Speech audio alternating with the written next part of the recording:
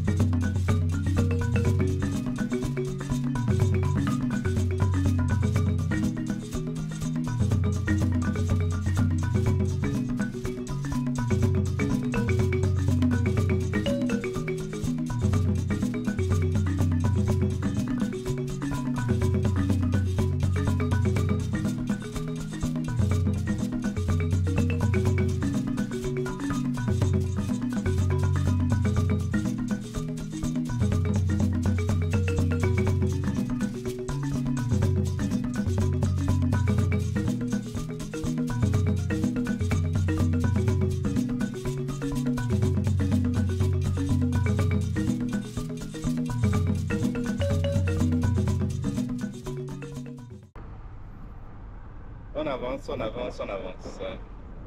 Je pense que maintenant on est à combien à peu près? On est loin de quoi? La plate là? Oui, oui, oui, on va rentrer.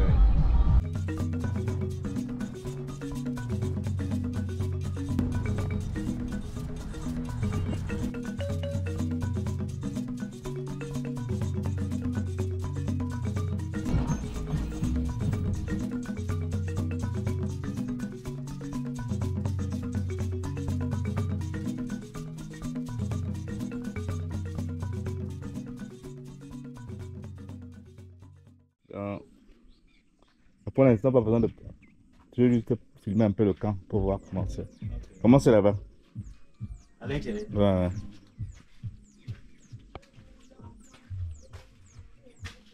Ok. Qui reste ici là? Non, il n'y a personne. Il n'y a personne qui reste là. Bonjour famille, c'est Jazz. Alors ça, c'est ma chambre, hein. C'est là où j'ai passé au moins 1 an. Le rose, là, c'est ma Ça, à un moment signature. donné, on a C'était dit quelque chose de vraiment agréable. Là, c'était on le va lancer ces salon, choses-là. avec une table où aussi C'est je pas là devais tout le temps, mais payer quand les je viendrai, on va ouvriers. arranger que je Et puisse rester là. derrière, là, c'était le magasin qui était toujours fermé. Il y On va avait partir tous là. les appareils, On part en arrière. motopompes, pulvérisateurs, Ok? etc. Je sais pas si on Ouais. va tous les retrouver. Ah, nous voici donc à. Donc, je vous montre un peu. Ça, c'est le premier bâtiment qu'on avait construit, hein, qui est complètement à l'abandon pour l'instant. Euh, donc, quand on va relancer les travaux, il va d'abord falloir un peu l'arranger. Il va falloir tout retaper. Il faisait bon vivre à l'intérieur. On leur avait mis même une télévision à l'époque. C'était bien fermé. Il n'y avait pas toutes ces ouvertures. Là, c'était donc la chambre du chef d'équipe d'un côté. De l'autre côté, c'était le magasin. Et donc, il y avait les dortoirs, il y avait des moustiquaires, il y avait plusieurs lits, plusieurs matelas. Tout ça a disparu. Et voilà, donc c'était un dortoir sympa. Le soir, j'emmenais des cassettes et tout avec On avait mis une télé, on regardait des vidéos avec le groupe, Mais bon, avec ça l'équipe et fait quelque tout. temps, il n'y a personne, donc Ouais, on peut voir c'était sympa. C'était la l'état bonne un peu époque. Ce serait vraiment bien de retaper primitif. ça complètement à Hein. zéro et de remettre ça parce que je préfère rester. Bon, Donc, à un ça, moment c'est donné, on changera pour notre répertoire la dans terre l'application. battue, mais le bois est très bien, c'est frais. Il faut juste maintenir et du coup, vu qu'on n'a pas été là pendant des années, c'est clair que ça ressemble à ça aujourd'hui.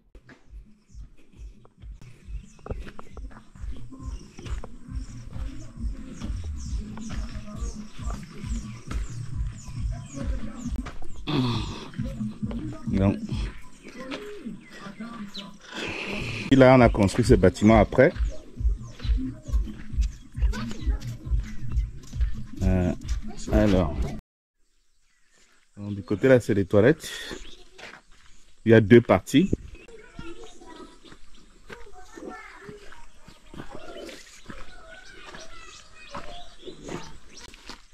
Là, c'est un peu le côté toilette turque.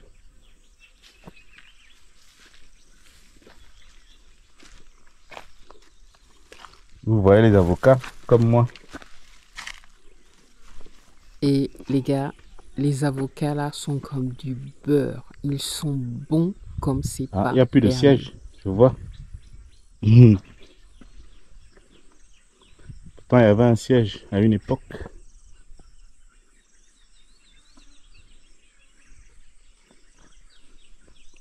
Tous les avocats qui sont par terre.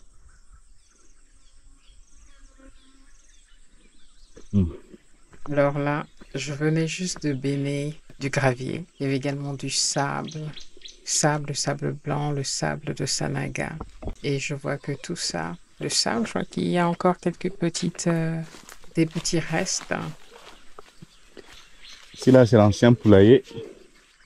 Bon, je vois que c'est devenu une cuisine.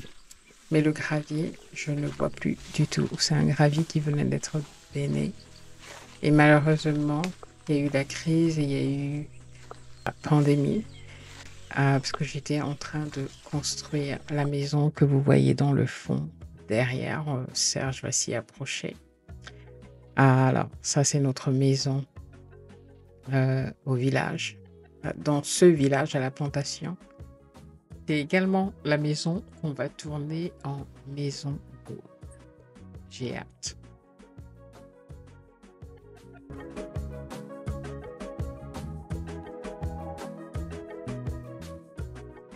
Mon prunier donne déjà. Hein, un de mes premiers pruniers. Et ça, c'est notre future maison d'hôte. Qui est encore, comme vous pouvez le voir, hein, on est seulement arrivé au chaînage. Donc, voilà donc notre camp de la plantation.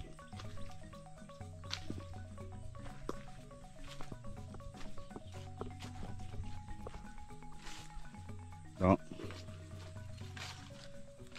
ça, en tout cas, c'est la première esquisse qu'on peut vous montrer. On a une petite affaire urgente à aller régler au niveau de la préfecture. Donc là, on est en train de partir comme ça pour Nanga. On doit d'abord s'arrêter, récupérer le chef du village et après on va continuer. En tout cas, à plus tard et bonne journée à vous. Hello family, encore une autre histoire. Donc en fait, on est arrivé à la plantation, comme vous l'avez vu tout à l'heure. Et on m'a informé que je dois en fait aller d'abord à la chefferie et ensuite, une fois arrivé au niveau de la chefferie, Sa Majesté m'a informé que en fait je dois aller à Nanga, qu'en fait il y a un projet de passer la haute tension au niveau de la plantation. Donc, nous sommes en route comme ça, vous pouvez le constater. Hein. On est en train d'aller à Nanga. Bon, d'une part, pour pouvoir toucher, on a une indemnisation par rapport à ce projet. Et d'autre part, il y a également, il faut que je comprenne bien la quantité de terrain que la haute tension va en fait réquisitionner. OK? Donc, je devais vous montrer la plantation, mais malheureusement, voilà ce qu'on doit faire. Donc, je vous tiens au courant. Hein? À plus tard. Ah, mais il y a un truc que je remarque, c'est que, comme vous pouvez le voir, hein, non, ça c'est la route de Dangar qui a été faite. La route qui a été faite, je crois, ça fait déjà 10 ans. Non, ça fait pas 10 ans. Hein. Vous pouvez remarquer que, vous voyez les herbes arrivent déjà en bordure de route. Hein. Les herbes dépassent. Hein. C'est-à-dire tout le talus là, c'est l'herbe est à fond à gogo des deux côtés. Donc, qui dit herbe dit qu'à un moment donné, l'herbe va mourir, va tomber, ça va créer la terre, ça va pousser, sans compter quand il y a les pluies. Et après, la route va se gâter automatiquement. Bon, on a encore la chance que du côté-ci, il n'y a pas trop de camions il n'y a pas trop de poids lourds. Hein? Ah, dans la route est encore un peu propre, mais vous allez revoir, quand on va repasser de l'autre côté, vous allez voir comment, hein, vous allez voir comment la route n'est pas aussi, comment les camions abîment la route. Il y a des péages, mais on se demande à quoi servent les fonds là. Hein? Anyway, nous sommes toujours en route pour Nanga. Hein? Voilà. Il y a un autre truc que je voulais partager avec vous. On a une maison. Hein? Vous allez voir, sur la route, si les villages se comptent sur le bout des doigts. Alors, je ne sais pas si parce que la route a été déplacée de la route originale. Hein? Mais c'est étonnant, il y a rarement des maisons voici à notre village. Voilà. Voilà quelques maisons.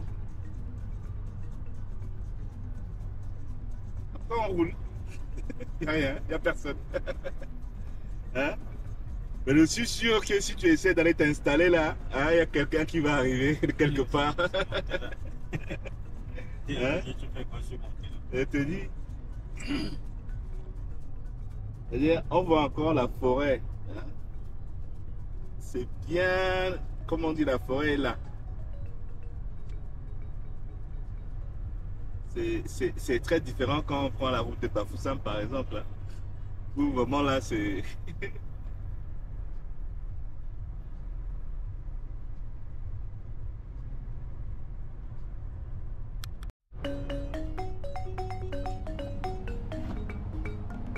Nous voici à Nanga.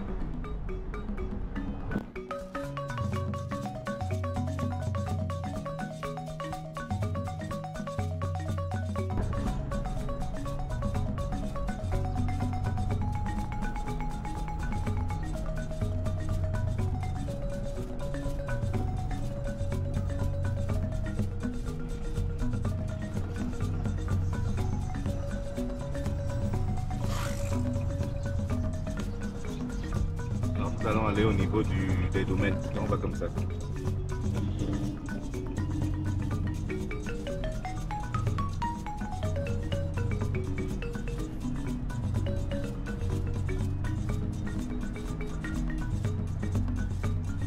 Ah, il y a une montée là, on va prendre ça.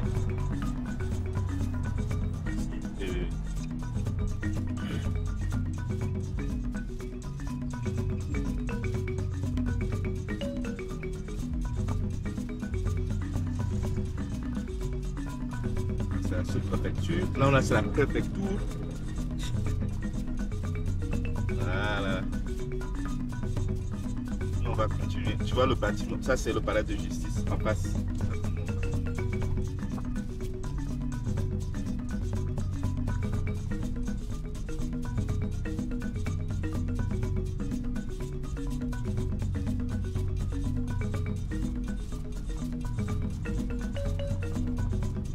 voir.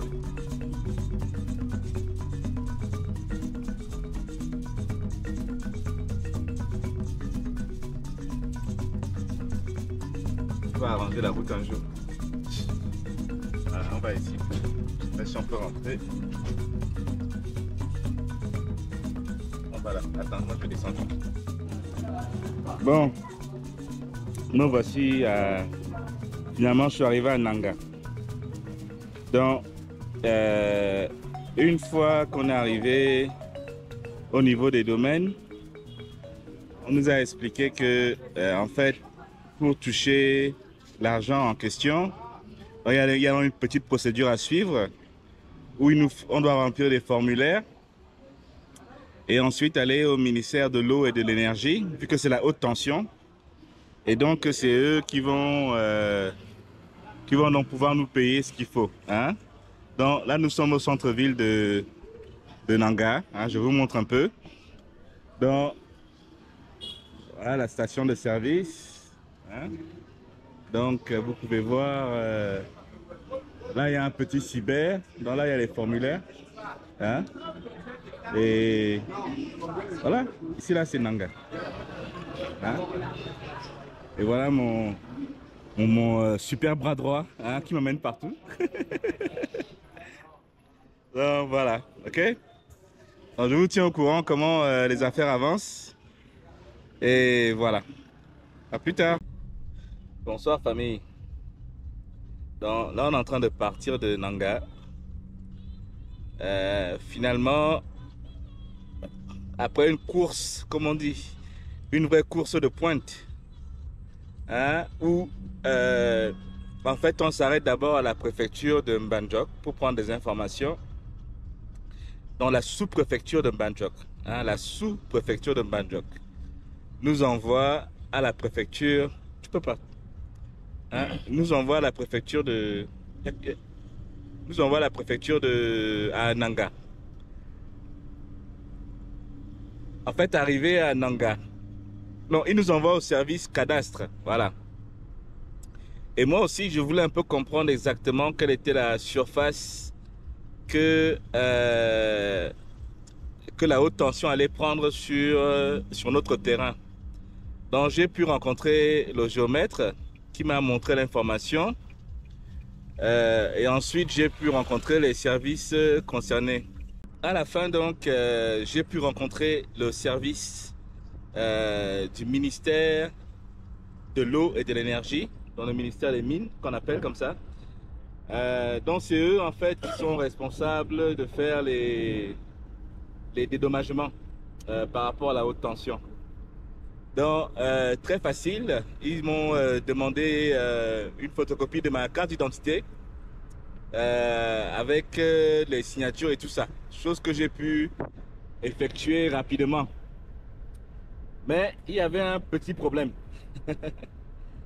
Et le petit problème qui est en fait un très gros problème, c'est que la personne qui est responsable de ma zone, donc de là où il y a mon champ, en fait, au moment où ils mettent mon nom sur la liste des dédommagements, vu que je ne suis pas physiquement présent, hein, et c'est le préfet qui m'explique ça, parce que j'ai eu un entretien après avec le préfet. Donc il m'explique que c'est dans le chef du village qui s'est engagé à ce qu'on mette mon nom sous couvert du sien pour qu'il y ait les dédommagements. Et en plus de ça, donc, il a mis le numéro de sa CNI. Donc, cela signifie qu'en fait, qu'au moment où les dédommagements vont arriver, que si je ne suis pas là, il suffit que j'envoie ma carte d'identité et le chef peut toucher l'argent à ma place. Voilà, ok? Donc, voilà en fait l'engagement que lui-même avait pris. Mais la petite précision ici, c'est qu'il a pris cet engagement-là sans mon consentement. Hein? Pour moi, j'avais fourni tous les documents nécessaires le moment venu et il devait normalement c'est mon nom qui devait être là. Hein? Bon, connaissant bien le sous-préfet, parce qu'il m'avait rencontré auparavant pour d'autres procédures, donc il m'explique en fait tout cela. Et on a dû faire un document particulier, et on a dû faire un document administratif qui s'appelle le certificat d'individualisation, quelque chose dans ce genre-là. Donc, ce certificat-là, c'est pour dire que le nom qui est sur ma carte d'identité est le même nom que celui qui est sur la liste des gens à dédommager.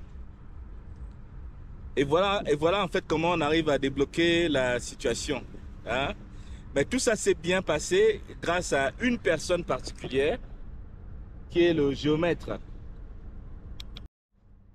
Donc en fait, en partant de Yaoundé, j'ai le bon réflexe d'appeler le géomètre que je connais bien, celui qui avait mesuré mon champ.